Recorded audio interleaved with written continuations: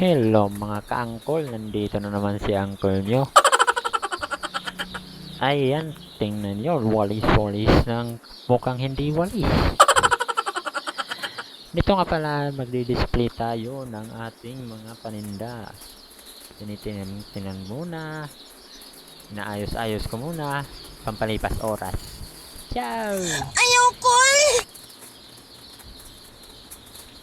Ayun na, so sinasalansan ko muna yan mga ka-angkol, yung ating mga luma at para naman malaman natin kung luma siya para agad mabibili.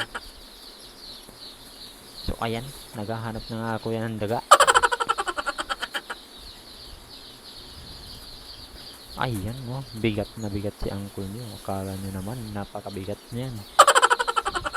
Umaabot na ng 12 million kilos. Ayan no, napakagaling yung magbukas ni uncle. Ayaw ko Ayaw ko. Ayan no, dito lang kayo makakakita ng uncle na yung tubong gagawing tamborin. Kung titignan nyo naman mga ka-angkol, ayan no, nag-i-enjoy talaga si ka-angkol nyo mag-display ng mga tubong. Ayan no, pinapakita pa talaga ni uncle nyo. Ayan no, ayan, dumarating na si amo natin. Ay, ayun, mukha siyang naka-ninja turtle si amo natin. Ayan no, ang galing magsalansan. Tapon lang. Parang na to. Ayan, may dala na naman si uncle. Sa ngayon green na, ayan. Naguluhan na sa tali. Kaya ginamitan na ng Mr. Cutter ni uncle. Ayan, no, tanggal na niya yung tali ni uncle. Nandito nga talaga mga ka-uncle, yung pagdi-display natin dito ay mabilisan. Dapat talaga hindi ka babagal-bagal kasi may mga customer na tayo. May mga customer na papasok agad tapos bibili oh. Hindi mamaya maantala ka na naman mga angkol. Tapos dito ayan oh, pinaayos talaga para perfect. Ang galing talaga ni uncle nyo. Mukhang may sinishake-shake eh. Oh, kita nyo, shake-shake-shake, shake-shake-shake. Oh, yan no, si uncle nyo, ang galing mag-shake. Baka naman gusto magpa-shake dyan. Hehe. Ayaw ko I-shake natin ang buhay nyo para masaya kayo. Dito nga si ka-uncle nyo ay ayan o, minamarumartilyo pa gamit ang kamay. Ginawang martilyo ang kamay ni uncle nyo. Kasi minsan matitigas talaga yan.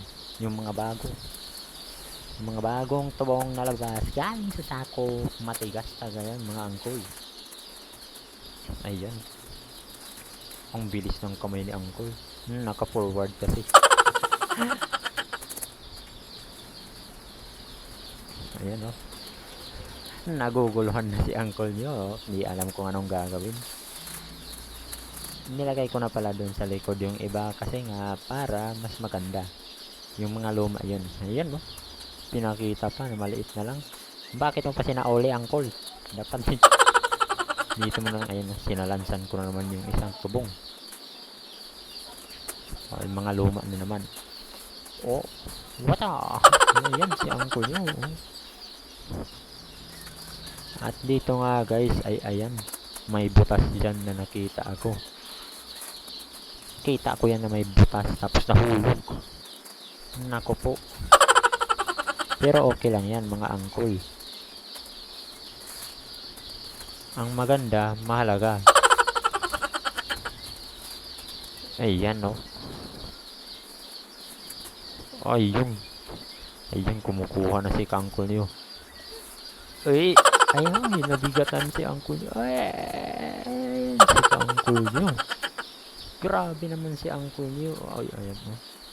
Oo, parang naghahanap ng tungaw. Ayan o, ayan na. Ayan o. Dito na, nakakita na kayo ng nagtatamborin na tubong yung gamit. Lagayan ng tubong. Ayan o, ayan o. Jingle bell, jingle. Minamarsilyo. O yan, minamasahe pa. Oo. Para masaya. Minamasahe pa ni uncle nyo. Kasi nga, matitigas talaga yan, mga ka-uncle. Sa mga bago pala dito sa page ko, baka naman, i-follow nyo naman ako, mga ka-uncle. Support ba? Maraming salamat. Ayan, may dumaan. Si Saido Blue. Ayun, kasama pa niya si Underdog. At pinakita pa yung sisaw ni Uncle. Bigay sa akin yan ng isang customer, mga ka-uncle. Kasi nasayahan daw siya sa servisyo na binibigay ko. Ay, servisyo! Ayan, no? may dala ng ano si Saido Blue. May dalang tubo. May pa tutubuhin na ata sa labas. Yan, no? Jingle bell, jingle. Pa, yan, gagawin ulit yan ni Uncle. Ayan, jingle bell, jingle bell.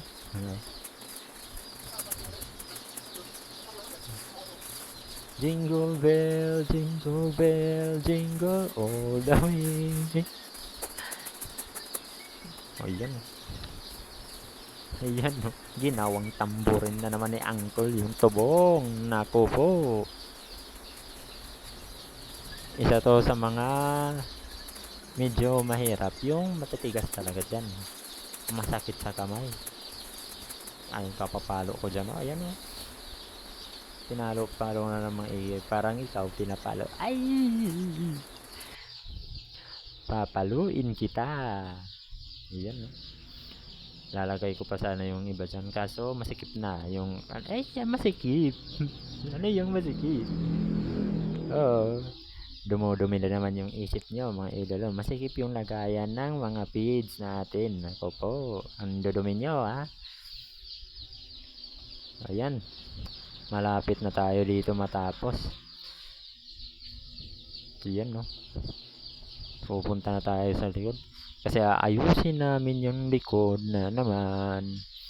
Papakita ko yan sa inyo sa part 4.